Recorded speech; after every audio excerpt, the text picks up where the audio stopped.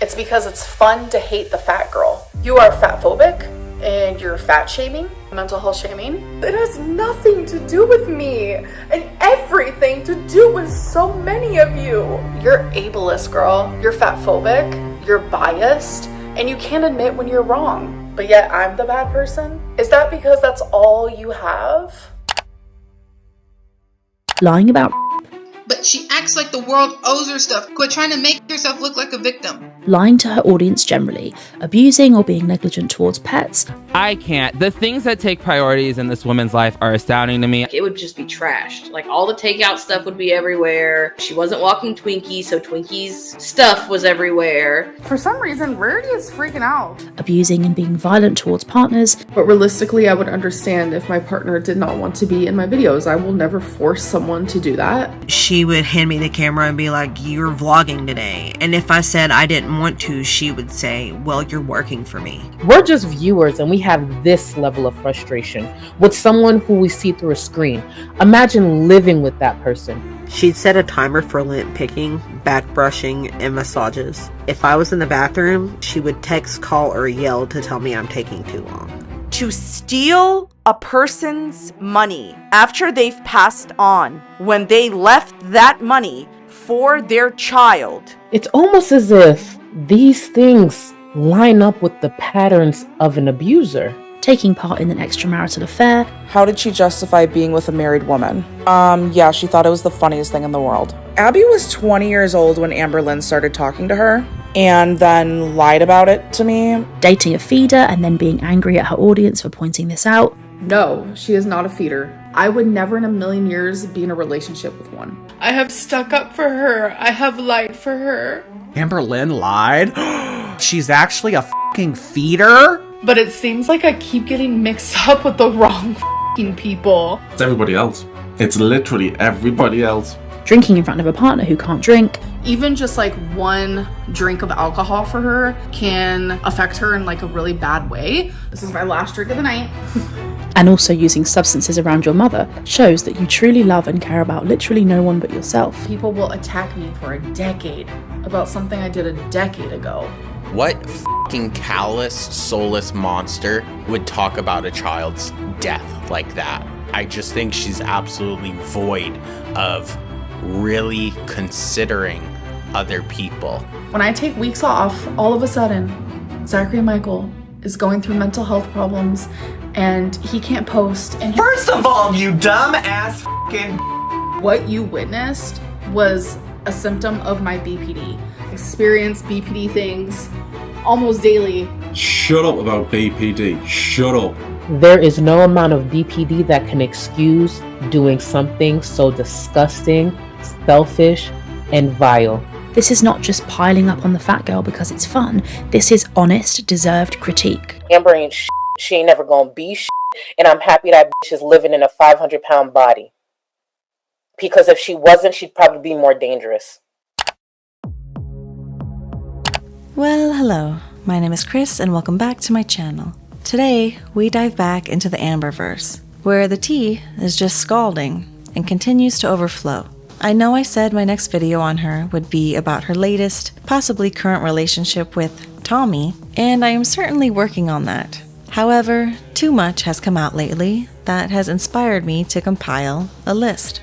Amber continues to be awfully smug with her viewers and reactioners, claiming she's changed while repeating the same vile behaviors over and over again, and then, when confronted, blames everything on her supposed BPD, or even her audience. And in her recent attempts to share her side, she has to scrape the bottom of the barrel because she has nothing of substance to share. So, I've put together 100 reasons why people are done with Amberlynn Reid.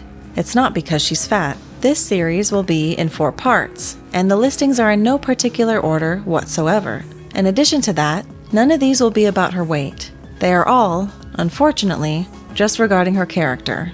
Yikes. And as always, I am just a woman with a laptop. Please don't take anything I say too seriously. This is for entertainment purposes only, based upon alleged events. All commentary and opinions are my own. And finally, please do not send hate to anyone mentioned. This video is not intended to hate on Amber. just to compile certain things together that she has chosen to put on the internet over the years, while making millions of dollars, mind you. And I also want to shine a light onto her victims and make sure they get the support they deserve. Now, let's begin. Number 1.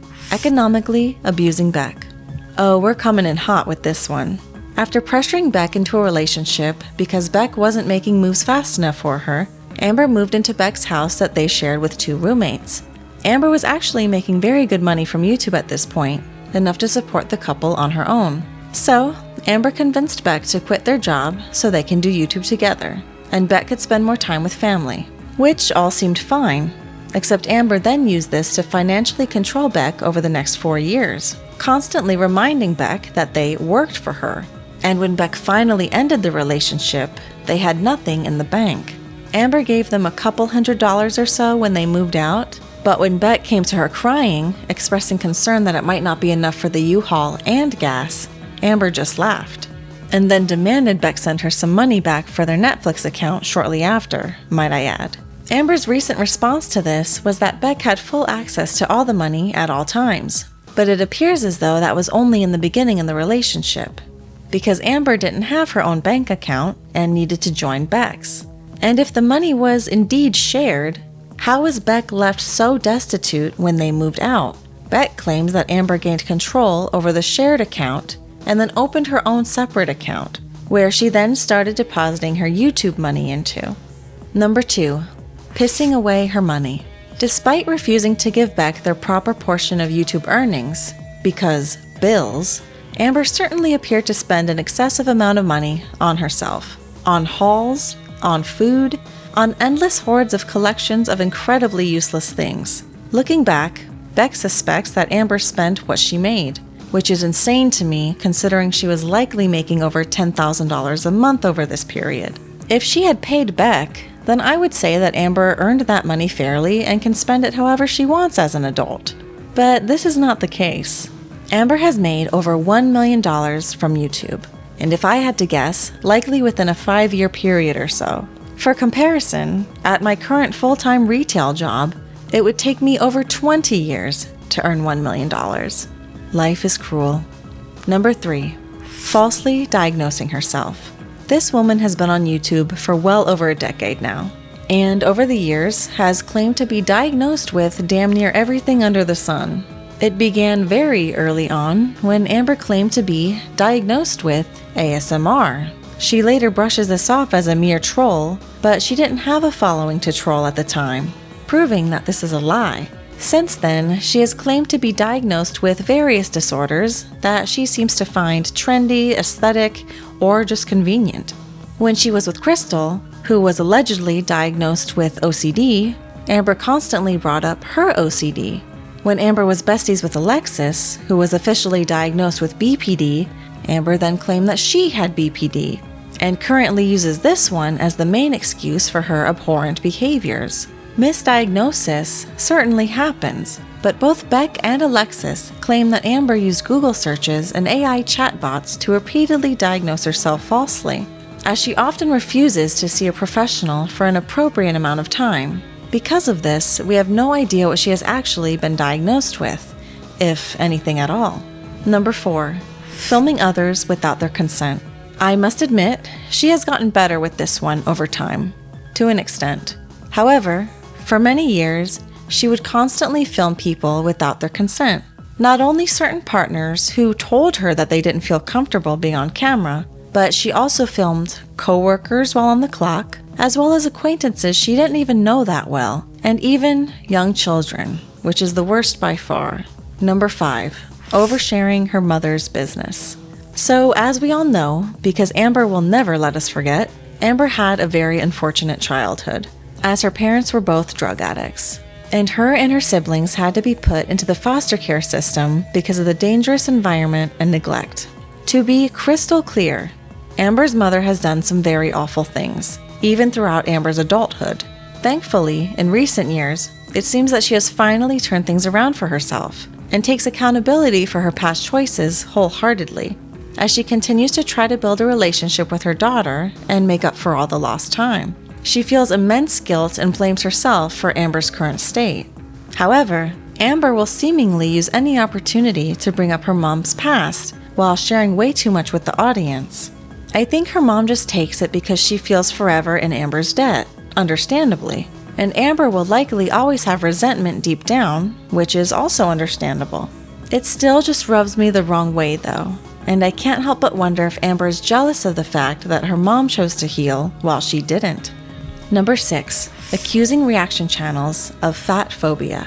So Amber likes to accuse most people who are critical of her in any way of simply being fat phobic, especially reaction channels. What I find the most ironic about this is that she fails to realize that many of her biggest reactioners were once obese themselves.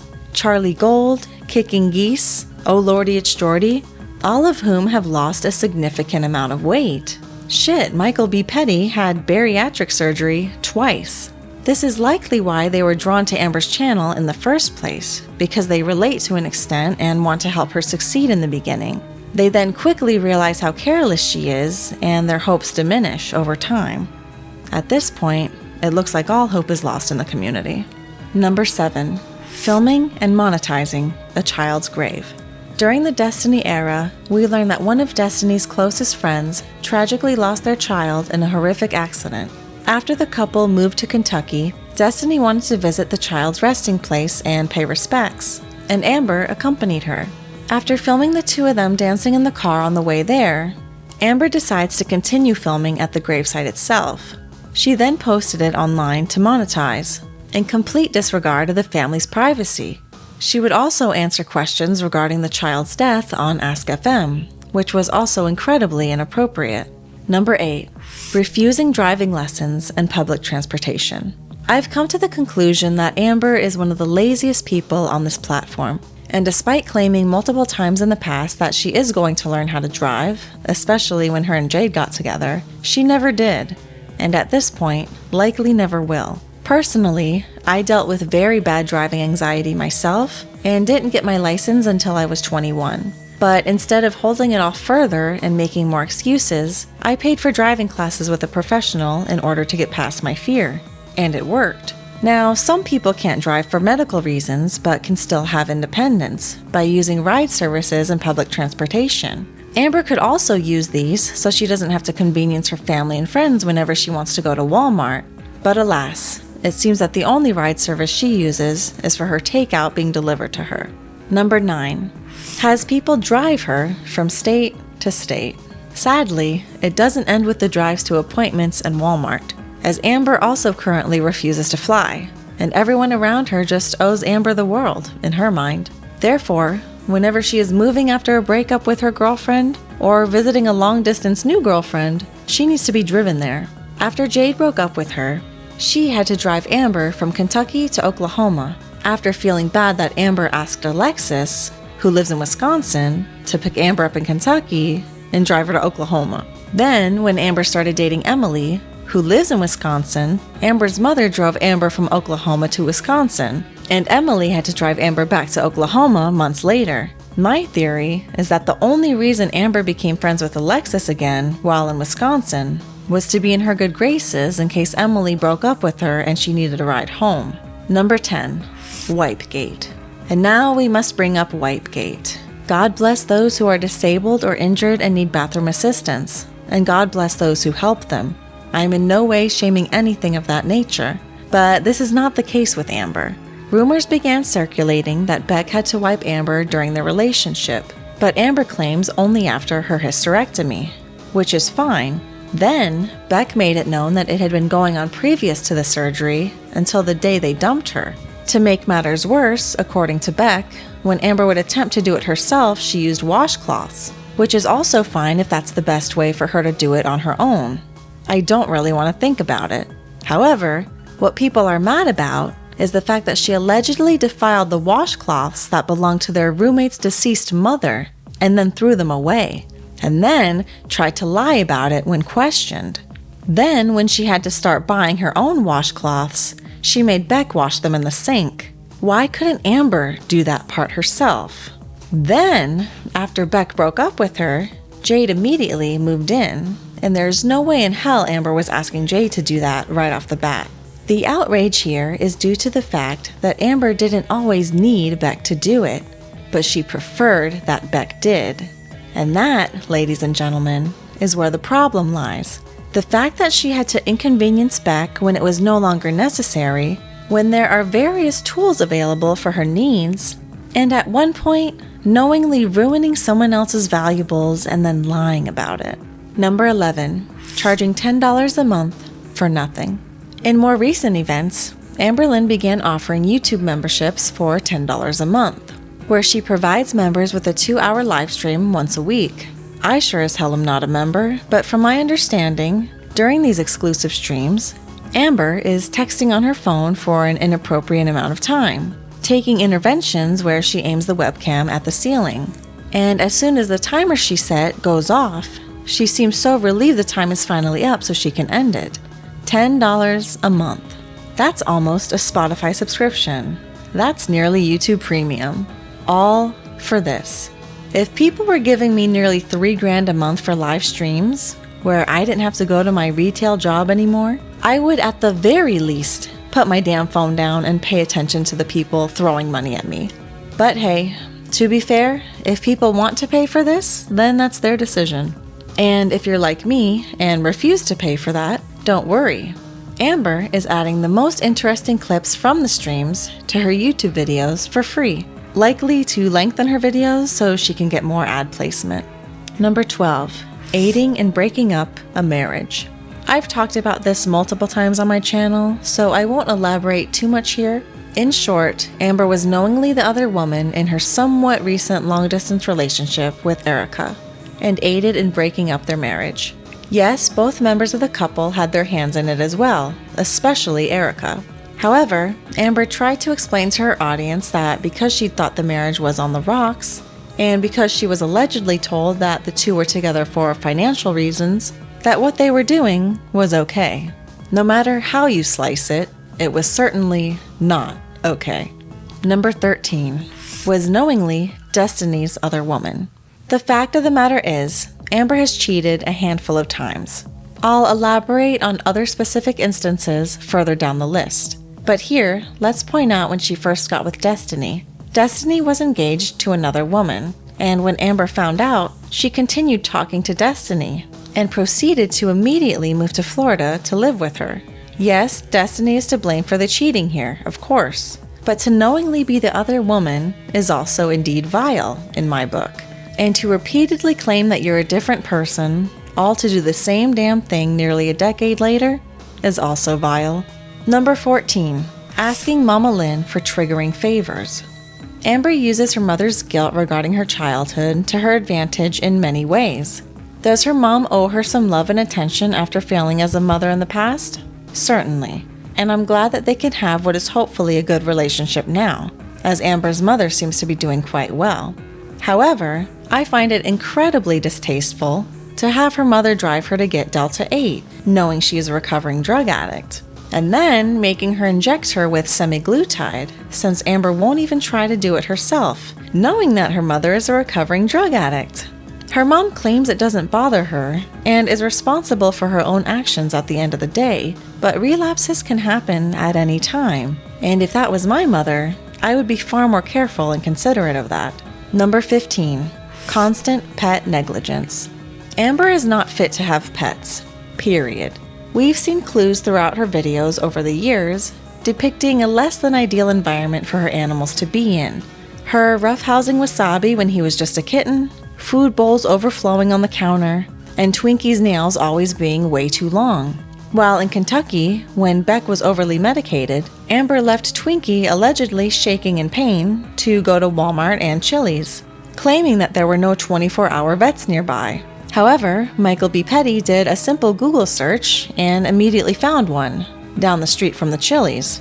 Side note, I adore Twinkie. Twinkie reminds me so much of my boy Chico. If anything happens to Twinkie, I'm sharpening my pitchfork and we ride at dawn.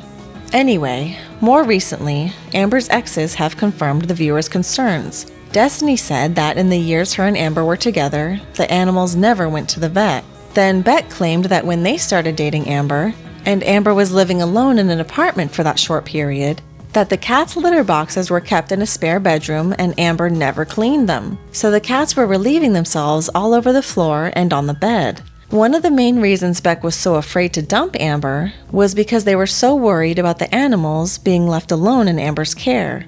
Of course, Amber thinks she takes great care of her fur babies, and she'll sure as hell slap them onto merch for more money, but only if someone else designs it and runs the store entirely for her. Number 16. Clickbaiting her likely deceased cat. Rarity needs her own segment on this list. I will always try to be fair and say that accidents indeed happen. Animals do like to explore, and some like to run. However, Amber never even bothered to get any of her pets microchipped, and they don't always have their collars on, and she constantly moves them around depending on her relationship status, which can leave the animals quite bewildered. And when Amber recently dragged all of her pets to Wisconsin last year so she could be with her new feeder girlfriend, they were in a new environment and alongside Emily's animals. Allegedly, Amber was so stressed out, she left the door open, and Rarity escaped into the harsh snowy weather, never to be seen again, as far as we know. The posters Emily had to make and post all over town after working her long shifts, because Amber couldn't even do that, had inaccuracies on them at first, which raised some eyebrows. Amber then dropped the topic altogether on her channel, after posting numerous clickbait titles with no actual updates. Number 17. Constantly setting timers for Beck. During her relationship with Beck, Amber exhibited a lot of vile behavior, a lot of which is luckily being revealed with Beck's return to YouTube in recent months. Amber apparently loves to set timers. For example, she set them when Beck had to give her massages and pretend to pick lint off of her back for ASMR. And when their arms got tired, Amber would sigh and stop the timer so they could start again. But it didn't stop there. When Beck wanted to play video games with Eric and Ricky in the basement, Amber set a timer then too. And worst of all, when Beck would leave to see their family and dying mother, Amber would even set a time limit for that. Adding insult to injury, Amber then texted Beck while they were gone, guilt-tripping them into coming back to the house because she needed help. Number 18. Keeping Beck from their dying mother. I think it's safe to say that Beck went through absolute hell on earth while stuck in that relationship with Amber. Yes, Beck was an adult who had their own free will, but couldn't realize that at the time, because constant manipulation and abuse can frequently make you stay in a position that you don't belong in. And when someone else is in control of all of your finances, it's even harder. Beck's mother was dying of cancer, and all Beck wanted to do was spend time with family. However, Amber stopped this whenever she could. She would say she was terrified of Beck bringing COVID home, because she was at risk. By choice, might I add, because she refuses to lose weight. Amber would also say that she needed Beck home with her to help her with XYZ. Beck's mother was devastated by this, and she worried about it until her death, which continues to haunt Beck to this day. I'll likely touch on the voice notes that Amber left Beck's mother after her surgery later on in this series, because so many aspects of the situation are despicable enough to have their own position on this list. But for now, we must discuss the inheritance. Number 19. Taking Beck's inheritance money. You heard that right. After Beck's mother lost her battle with cancer, Beck was given nearly $6,000 of inheritance. And then, Amber convinced Beck into giving it all to her, claiming that it all had to go towards bills, reminding Beck that they were in her debt. When Beck told Amber that their mom wanted to do specific things with that money, Amber simply did not care. This info was recently spilled by Beck and continues to be a scorching topic of discussion. Amber's comment sections lit up with people demanding she pay Beck back the $6,000, although she owes Beck way more than that, which I will elaborate on further down the list.